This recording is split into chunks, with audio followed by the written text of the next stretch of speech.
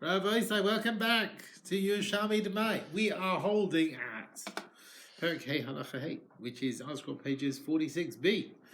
Now, we're talking about cases of Demai that comes from various places, various sources. Halekeach mina ani.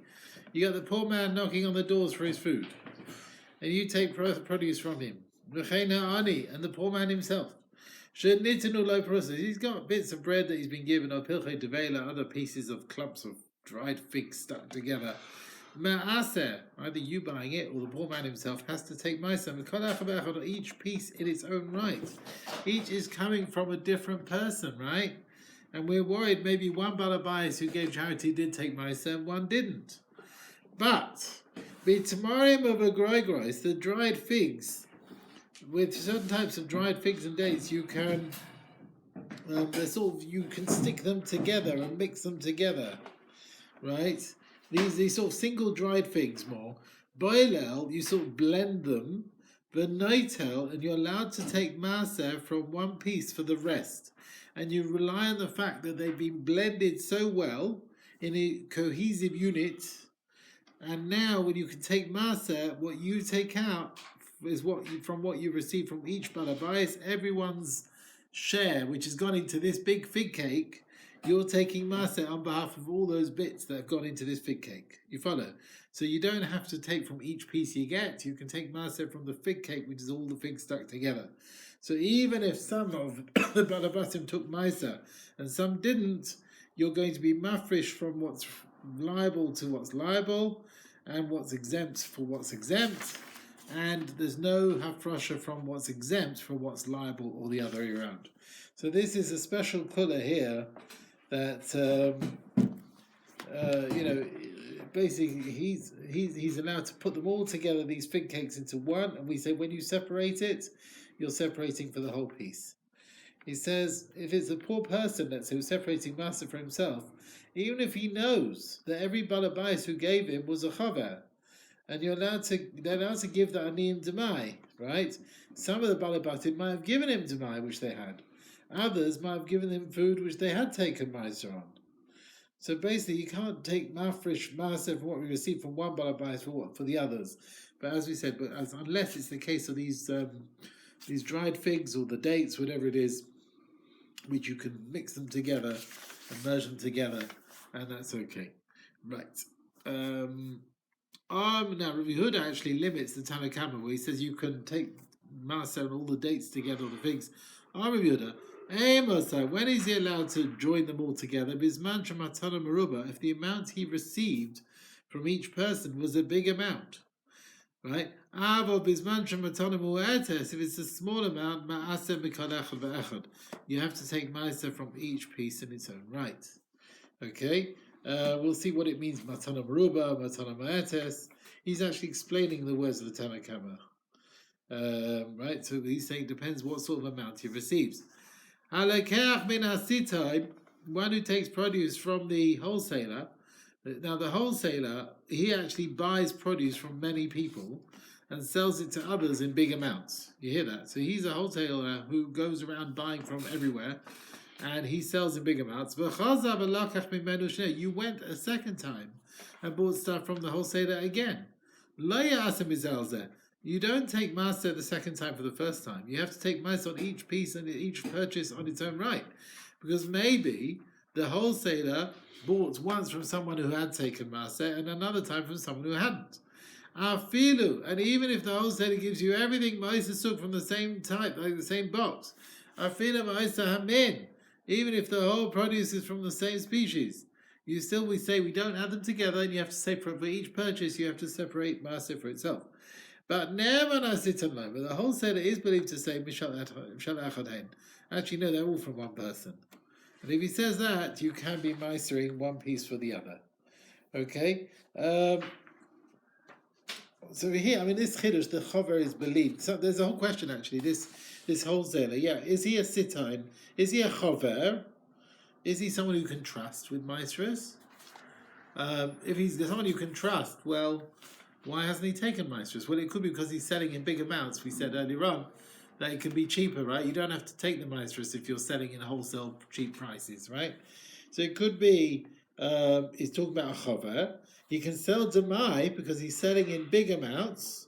Others say he's an amaretz and he's not believed that he's taken meiser. And some say whichever it is. If the fact is he's selling in big amounts and even a chover can do this, and there's no difference. He's an amaretz or not. He does not have to take meiser when he's selling these mass amounts, right? Now, even a chover is believed. I mean, he's believed in everything. So what's the chidush? It could be he's trying to improve his merchandise in your eyes. You hear that?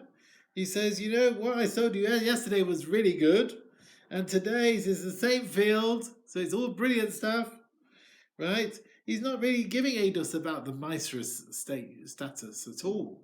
He's saying, this is good stuff. You remember you enjoyed it yesterday? This is from the same place, right? And you might have thought, okay, he's believed on Maestros, but he might start lying about his merchandise. Because when it comes to money, who knows? Therefore, with Mishnah's telling you, no, he is believed to say this is from the same field, whatever it is. Okay? Some say even Amorais is believed to say all the merchandise is from one person. Right? It's only when he's giving Eidos about something is Maisud or whatever, he's not believed. He's Choshad on Maisa. When he's saying everything belongs to, came from one field, that's not Eidos about Maisa, and there's no reason why you should lie on that. Okay? So he is believed to say, the wholesaler to say, these all came from the same field, and therefore you can take Maisa one bit for the other. Okay?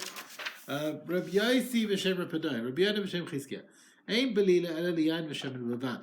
So he's saying, don't start mixed, to say things are mixed together properly, to be connected and cohesive. He says liquids can join together, wine and oil, but not solids. He says no, even dried solids, providing they're not as big as a kazayis, they can also be joined together. Our Mishnah argues on Rabbi Yochanan, right? Because it says, the dates, the things, you mix them together, merge them together, but no tell you can take maser from one bit for the rest. Now these things are bigger than a kazayis, and the Mishnah said you can rely on the fact they're merged together, and to say that you can take maser from one bit for the rest. So pasad ad kazaysin. Now Rabbi Yochanan explains the Mishnah meant you put them together, they've got to be up to the size of a kazayis, not more than that, and then you can mix them together. Rabbi Yosef Shem Zira, he says, but Demai here. He says, you know, it's a special allowance with Demai here. That we say yesh bila, things are merged together, even with dry things, even if they're more than a kazayis. Because the whole chiyuv obligation of Maisa here is only rabbinical. It's only because it's Demai, is that right? Because it's Demai, so we allow you, when we say yesh bila, that everything mixes together. Right? In Bavli, in Rosh Hashanah, there's an argument. We say with solids, yesh bila, ein bila. Do we say things are merged and joined together? And when you take a bit, you're taking from everything according to that fraction of what's in the mixture, or maybe only with wine and oil, but maybe with dry solids we don't say that, right? So there's a whole question there in Bavli. All right. So this Rapadia that we've quoted here, he holds like the opinion there's no bila with dry muvation with solids, only with more mixtures like wine and oil. Okay. But here there's a special exemption because it's Demai. Because it's Demai, that's why everything sticks together. They will make to say that all the dates are equally mixed together, even though they're solids. Okay? Special leniency with Demai. Okay. Right. Let's carry on.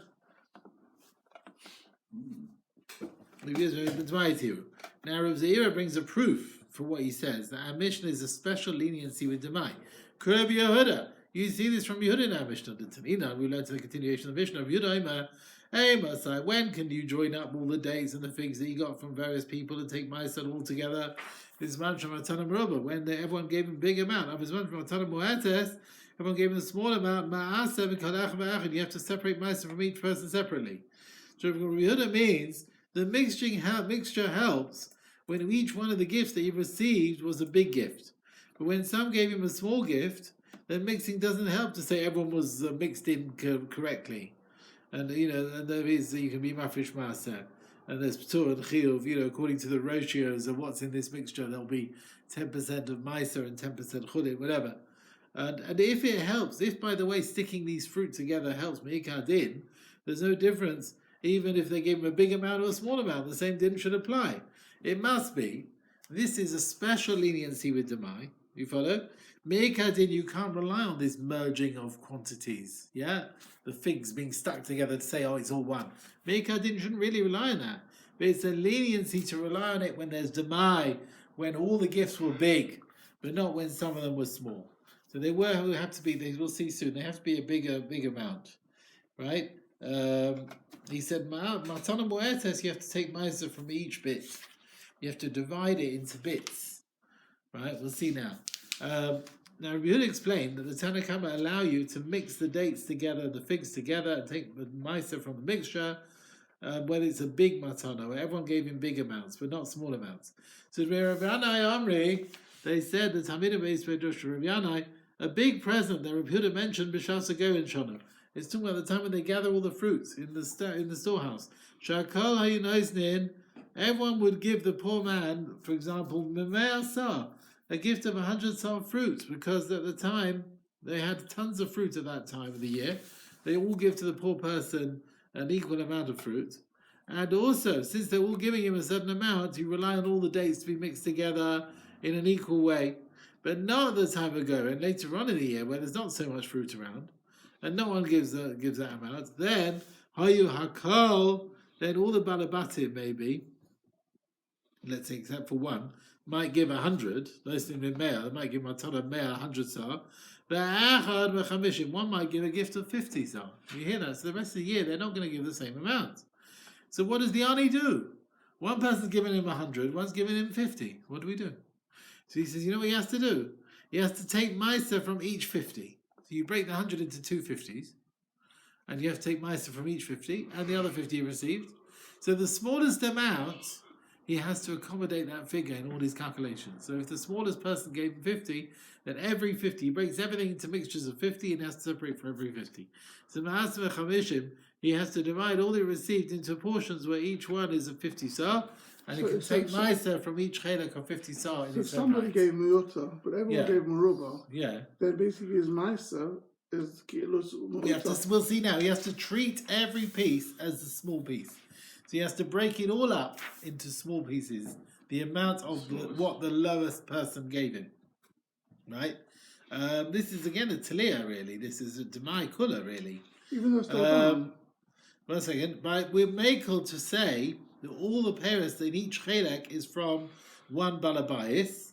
And really only one person gave the smallest amount. But we'll say each 40 that he has, whatever it is. And he has to, from each piece, he has to separate Maaseh. He says, for example, if Reuven and Shimon each give 100, and Levi gives 50, he divides everything into 5 lots of 50.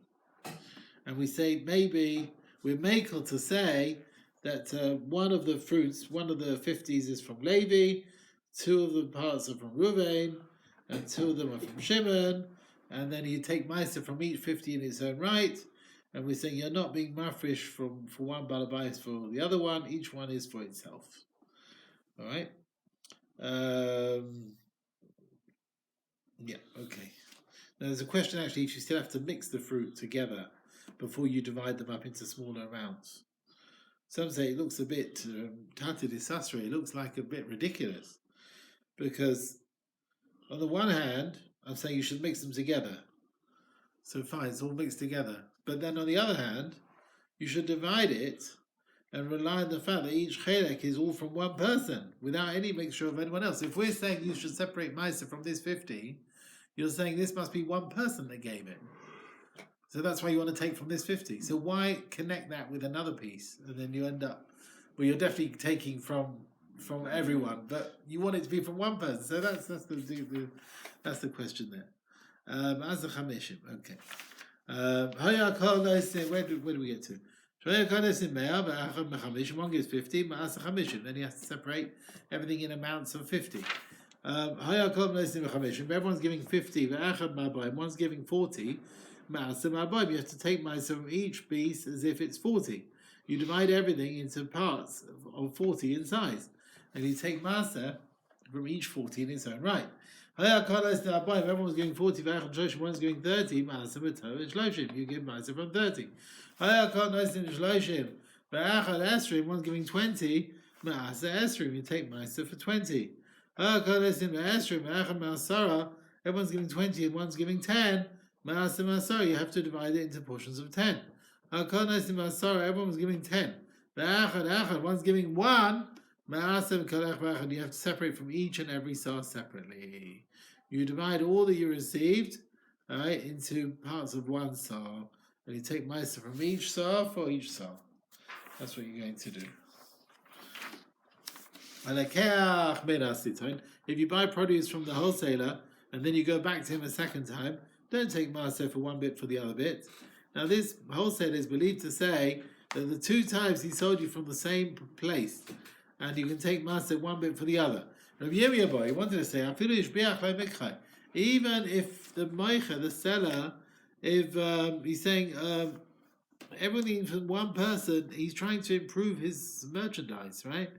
For example, the buyer says to him, the wheat I bought from you yesterday was really good. And the seller says back to him, yeah, this wheat today that you want to buy today is the same batch. They all came from one person. They're all the same quality. Now, even though the seller had the intention to improve his merchandise, we believe him in the fact that they're from the same person, and you can take ma'aser one bit for the other. Now, we spoke about the din of buying from the wholesaler. He buys from many people and sells in wholesale. What about the din of a chenveni, a shopkeeper, who buys from less people and he sells smaller measures? Tiny related price. So if you buy wine from the shopkeeper, you go and buy from him again. If you recognize the barrel from which he poured out the wine for you, it's the same barrel. Then you can take ma'aser from one wine for the other wine that you bought from the same barrel. Now, the Brisa allows you to take ma'aser with the wine, one for the second wine, if you recognize that both times it was the same barrel. If you don't recognize the barrel, then the din wasn't said. Then we say, well, maybe. So he says, yeah. We're not going to say that you can take ma'aser one for the other. You have to take ma'aser each wine separately. Now, what about the heter to take ma'aser zeh when you know that both times he sold it to you from the same barrel? We're talking about those shopkeepers that sell in small amounts.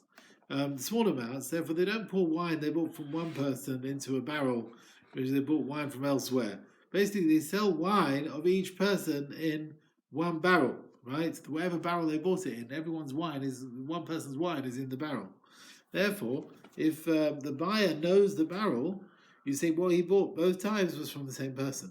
But the situation of the shopkeepers who sell with big amounts, then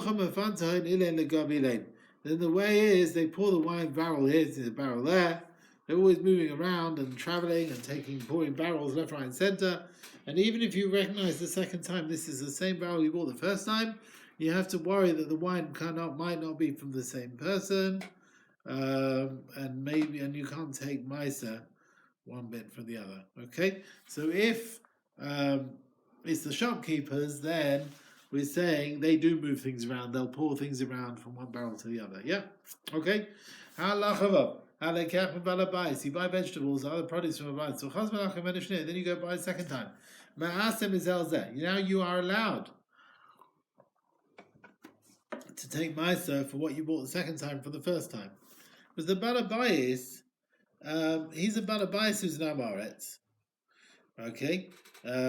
He might not take ma'aser first.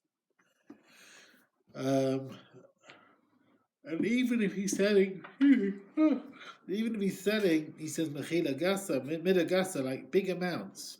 He's only allowed to sell demai, but what he grows himself is tevel. He can't sell that even mida gasa. Okay, so let's see. You buy a second time. You can take ma'aser one for a lot. Even if it was like 2 boxes. Second time he sold you from another box. Even if you know first time they bought the vegetables from that village, and the second time they bought it from another village, it's still okay. Okay. Right. Now that's all very well. Balabais who sells in his house, his field, where he's not usually used to doing business, right? The Chazaka, he's not really a soich, he's not a merchant. He sells what grew in his ground, okay? Now what about Balabais that sells in the market, in a fixed place for selling, right? Now he's treated as a dealer, as it were, and he's selling in the marketplace. You don't assume everything came from his ground. If there's not enough in his own, he might have bought from elsewhere. So Balabais Shoymoicha Yerek B'Shuk, he was selling vegetables. If they bring his vegetables from his gardens to sell them, you can take myself one lot for the lot. And at the time when they're bringing the vegetables from other people's gardens, then you have to take myself from each bit. Okay. The main differences are to do with kfiyas here. How often does he do it? How often would he only sell what was in his garden? So what do we say? If you're bringing to the Balabais his stuff, you're bringing his stuff from various gardens, you have to take Maisa from each bit. Now what does it mean from each one? It sounds like from each bunch of vegetables. Every bunch, every aguda bunch, you have to take a few stalks out. Right? Now we don't usually tie up stalks of different people in one bunch. Usually, all the stumps and everything are tied belong to one person. You can take Masa from one of the stalks for the rest. You don't have to take Masa on each stalk in its own right. So Rabbi Yenaboy, or Karebi, according to the view of Rabbi, do you have to take Masa from each stalk? The Zanina Taman, we learned elsewhere, why did the Chachamim defile the vegetables sold in the marketplace, right? They paskin, they're all cheskas tameh. Well, they did it because of the saliva of the seller who moistens the vegetables, right, and makes them susceptible to receive tumah. Because these bunches are going to open up. These nuts open up. The sellers tie them again, and through that they become wet through the saliva.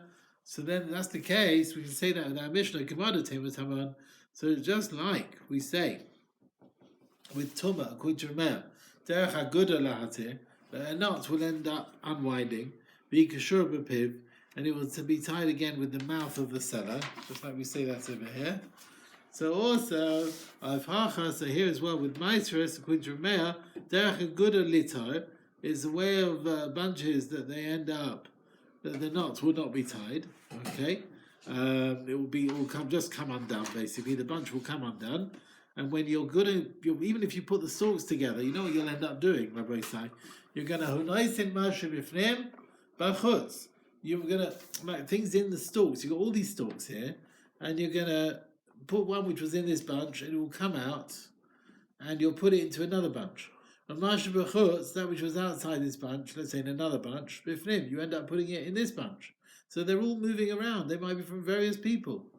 Okay? So that's what we're worried about. So just like we're worried that you're going to reduce, basically that's where Tumah is going to move around, right? When these bunches come undone, we're worried about Tumah.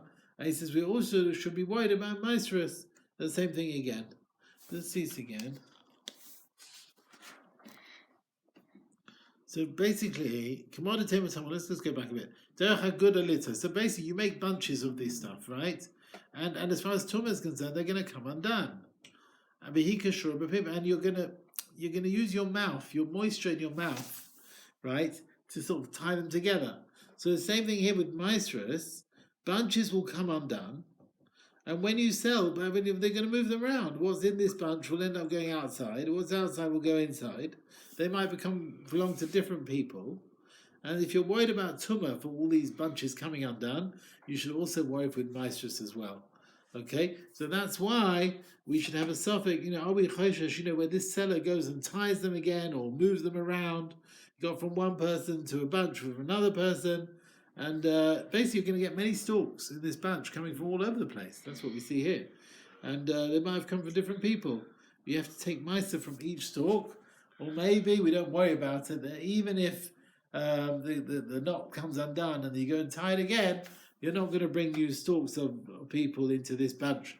maybe you can take Meister from one bunch for the rest of the other bunch for this bunch together. So that's his worry. And the Gemara says Rav Yona's question wasn't actually answered. What does he say here? Okay, fine.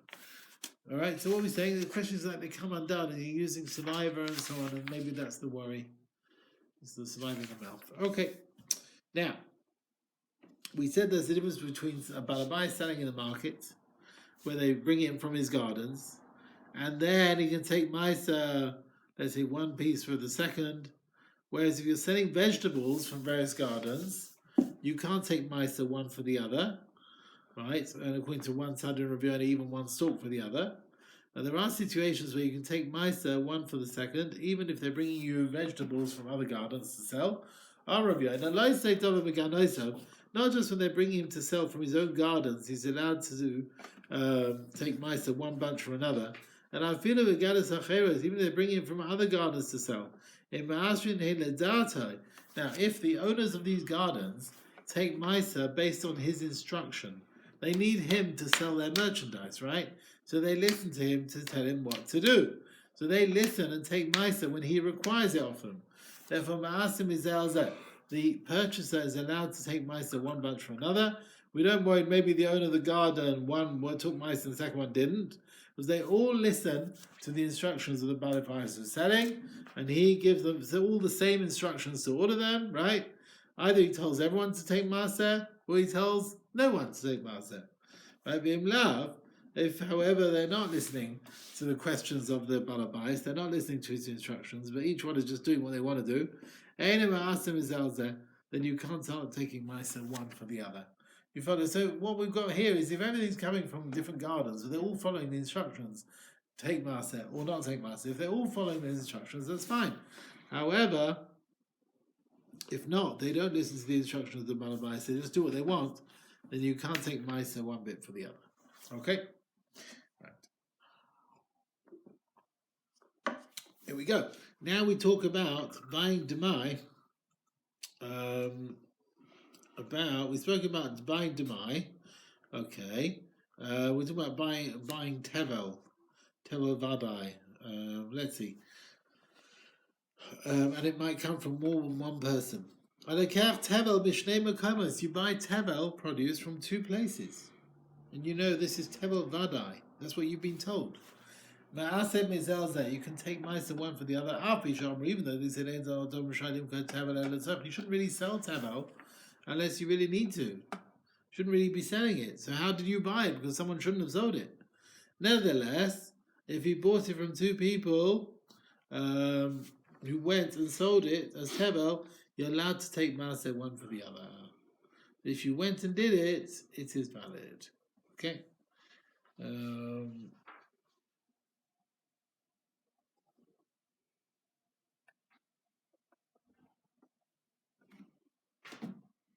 Okay, sorry, I think I fell asleep there. Sorry about that. Where was I up to here? That's never happened before, is it? Is that where we are? Yeah? Yeah, right, very good. Now, the Gemara, so embarrassed. Now the Gemara continues with the het of our Mishnah to sell Tevel for a purpose. Rav Yonah. This is how you have to utter the words of the Mishnah. You shouldn't really be selling Tevel at all, unless you really need to. But if you are going to have to sell it, then lechover, to someone who can rely on. You can't start selling Tevel to Nama Oretz, even for a need, because he'll end up eating it without taking Maisa. Right? So this is the het to sell Tevel. Well, really, so a soirech, you sell it to a chover. So he says, if that's the case, now, Nama Oretz, imagine, he's got Tevel here, he's got chulin there. Well, what's he going to do? He's got chulin, which is Masukhan. He's got Tevel. How can you separate to cover his Tevel? You can't use chulin, which is Masukhan, to cover his Tevel. He's got no solution, because no one's going to sell him Tevel, which he can use to correct his Tevel. Okay, so what's he going to do? He goes to a chaver, the chaver will buy Tevel for him. The chaver will take Maaseh for the Ama Oretz. He will be mafresh from the Tevel that he buys for him for the Tevel of the Ama Oretz, which has got chulin mixed up. So basically, the chava will help him out and cover all the things that he needs to help. Okay? Now, I mean, the Amoritz can't start mixing it all together and just take Maaseh. You can't do that. Oh, you might, because you'll separate some of the mixture from Maaseh. There'll be Tebel, there'll be Chulin, all mixed in. Okay? Now, with Tmorim and Grogos, we said one thing, maybe, there's Demai and Chulin. That was perhaps permitted. But here, this is according to the opinion who says you can't rely on Bila. We can't rely on the mixing to say you have a proper mix with Yavesh per Yavesh. It's fruit that's mixed together. With liquids, maybe. Wine, perhaps. Olive oil, perhaps. Right? Oil, perhaps. Right? Maybe. But when we said you can put the Tmorim and Grogos together, and that's Demai there. Maybe you're mixing it. Maybe it's treated like liquids. But Amaretz has got no takana. He doesn't want to press his figs together, right? Or we're talking about fruit which you don't put them into one clump. Do you understand? So that's why if you're going to do that, you'll get ruined. Or maybe Yavish b'Yavish was, as we said, because of Demai, there was a special allowance. But here this is definite Tevel. So we can't just mix it all together and just say separate what you need to. So that's the solution. The Chava has to help him. Okay, halacha ches. Ma'asrin shel Yisrael al shel goyim. Right, you can take meister from fruit belonging to Israel for fruit belonging to goyim. Or mishel goyim al shel Yisrael, and the other way around, fruit of goyim for Yisrael. Or mishel Yisrael al shel kutim. Yisrael covering for kutim, mishel kutim al shel kutim, and fruit one kuti for another kuti. Rabbi Lazar forbids you to be mafresh mishel kutim al shel kutim, for one lot of kutim for other kutim. Now we will see in due course about that. Odds is Nakov. You have your plant pot, yes, with a hole. If it's got a hole at the bottom, it's considered growing. Areu ka'aret. It's got a din as land, and any fruit that grows in it is tebel min ha'torah. It's as if it grew on the ground. Okay? The din is if it's got a hole, the roots can go in and it gets nutrients, and what's considered growing on the ground itself. Okay? If the hole isn't so big, then maybe it's not considered connected to the ground. Rashi, there's my legs Rashi Ben Tam, remember the one Shabbos there. Okay, some say it gets nutrients through the hole.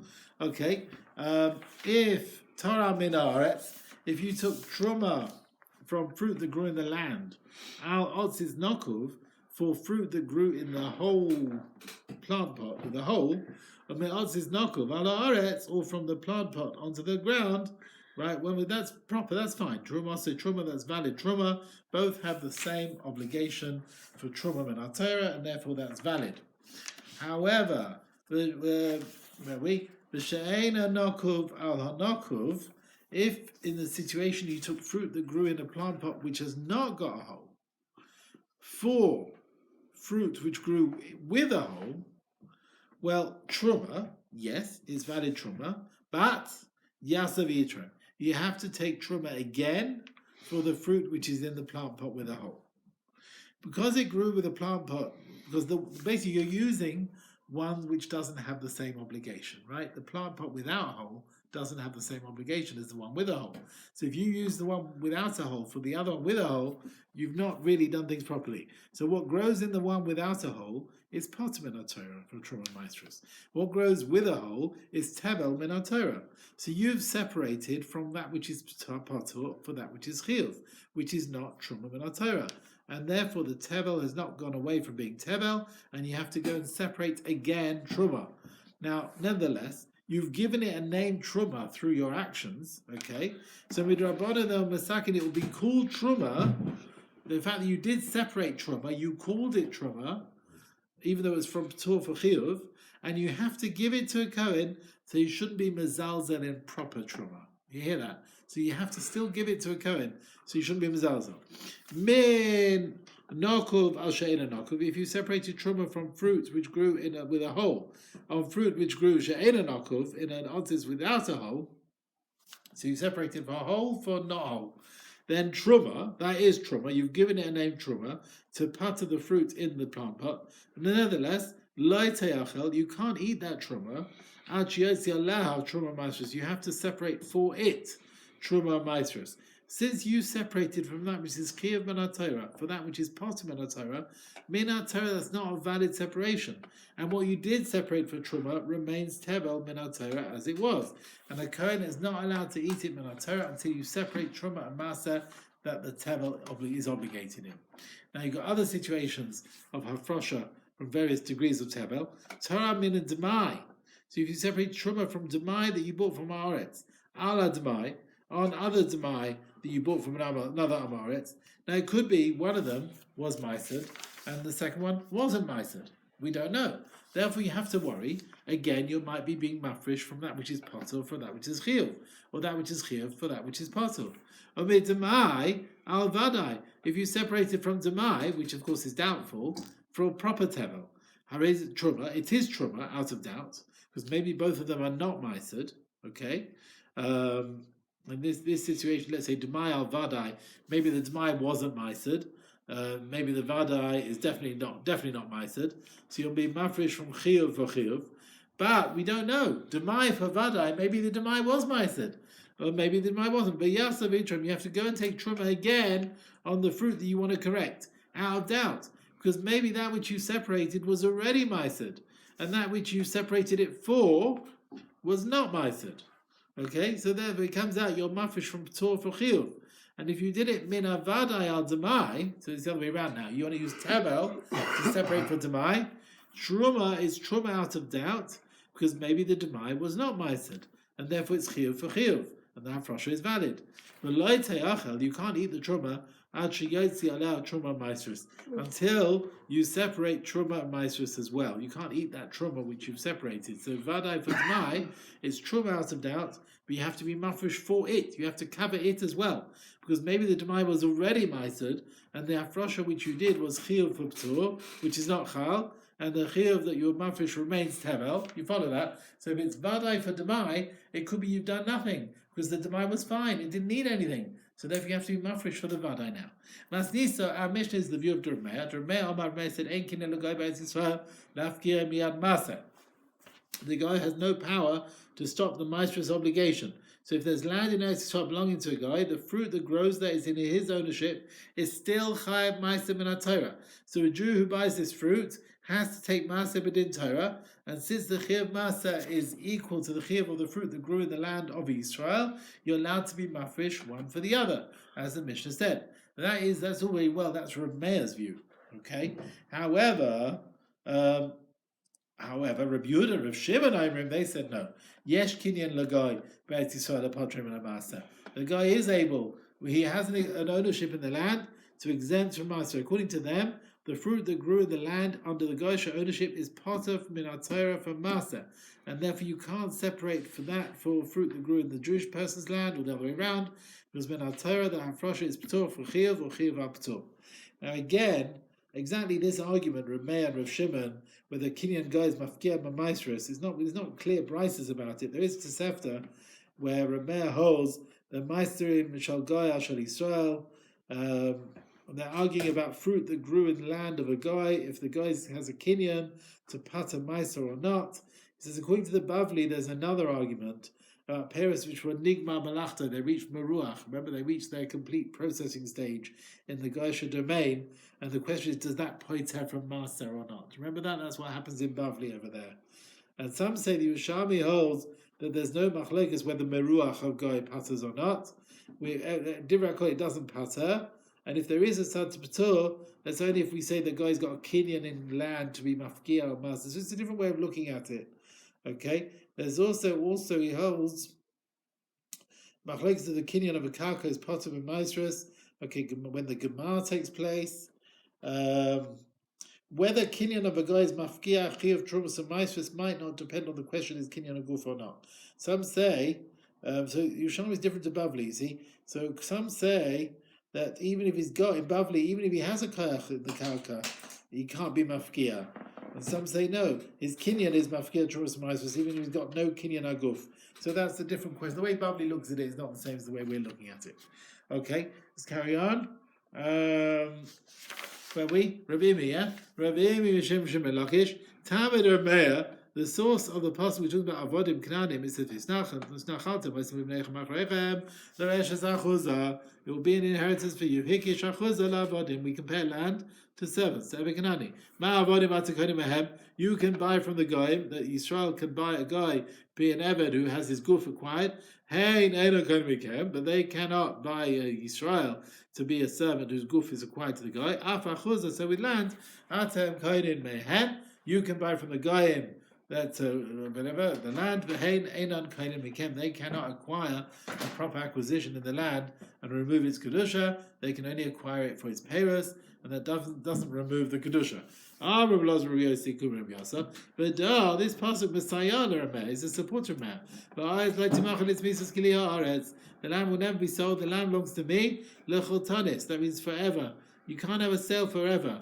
So it can't be there'll be a sale forever with land of Eretz Yisrael. So we see the guy has not got a kinyan in the guf of the karka of Eretz Yisrael, because since he's not mitzvah in the mitzvah of Yovel, if he had a kinyan of guf of karka, then it would be acquired forever. But the Torah says no. The sale, which is forever, can't happen in Eretz Yisrael. So you have to say he has no kinyan guf in the land. He only has the right to the peiros. Rabbi Yasser said to Elazar, the other way around. The pasuk seems to be a support of Shimon, who holds the guy can have a kinyan, because it shouldn't be sold. If it was sold, then it's in his hands. There's an issue to do it, implying, but if you did, it works. It would be valid. Rav Chuna Ruba the he said, he felt by this opinion of Rav Shimon that a kinyan of a guy in land of Eretz Yisrael is mafkia the maestros. Rav Zira he said, he took on like this view of Rav Shimon that a kinyan guy in the land of Eretz Yisrael is indeed mafkia from maestros. Rav Zira Kumi Rabbav Shem Rabbi Lazar. Even though he holds that guy can't start pattering, he has some rights in the land. What does he mean? What's he got? You can eat the fruits. That's what he can do. Okay. What are we doing here? I think we will stop here today, Rabbi. Two more lines? Okay. Okay, right. Well, two more lines. Sorry. The Gemara carries on. Yeah. We asked a question. Now, there's one Gittin, a similar sugya to Perik Dad Halacha Test, actually, over there Gittin. So it says there, if you sell a field to a guy, and then you buy it from Israel, the one who buys it brings Bikurim, right? It's Tikkun Ha'olam, right? And the Israel who's gone and bought the field from the guy, he has to bring from the Paris Bikurim to the base of Mikdash. It's Hakanos Chachamim. That the Masechet, that we want to show you that the guy has not got a proper kinyan to remove the Kedusha Sa'aretz. The land is still with its Kedusha, even if a guy bought it, there's still Bikurim obligations to bring. Okay? And therefore, so therefore, you try and redeem the field. And then once that mission is like Rameh, who holds that guy has a kinyan, but his kinyan does not stop the Chiyuv Maestros. And then Gemara continues, it brings the Gemara, Rabbi Yirmiyahu Shlakish, and Rameh Rav Chaltim, as we brought. And then it carries on. Now we've learned in Gittin, maybe Bikurim, Tikkun Ha'olam. The one who buys, right, has to bring Bikurim, Tikkun Ha'olam. The Mishnah is like Rameh, that a guy has a kinyan, it doesn't stop the land from its Kedusha as far as mitzvahs to Los Ba'aretz. The Yavi, now he should bring Bikurim to Vatayra. If the guy cannot stop the mitzvah, then you bringing Bikurim shouldn't be a takana, it should be a minat Torah obligation. It should be chai bikurim din Torah. So the Gemara doesn't actually answer the question. I just want to say, this kinyan guy is not mafkir the land from mitzvahs. In the beginning, they used to bring bikurim from a field which was sold to a guy. So it was sold to a guy, they would bring bikurim. Then the chachamim saw that people would sell it to a guy, knowing that after the sale, there's still kedusha here. So they you're still bringing bikurim, so it's still okay. So then they said, no, don't bring bikurim from land sold to a goyim. People see that sale is removing the kedusha. Then they saw that people who had no money left, who had to sell the field to a guy, weren't trying to buy it back because they held where the kedusha's gone away. So then they'll Masechet and Tikkun Ha'olam, they should bring bikurim again based on the din of the Torah. You should see that the field still has kedusha even after you sell it. So and they will try and redeem it. To get the land so back. they'll try and redeem to buy the land back. Okay, so over here, what we said, you're bringing Bikurim Tikkun Olam if you're saying it's within Torah. So you don't actually answer the question. Okay, we'll go over a bit more. Rabbi Yaina, where's the 2 dots there? Oh, we're up to 2 dots now. Rabbi Yaina, okay, let's stop here. Go ahead.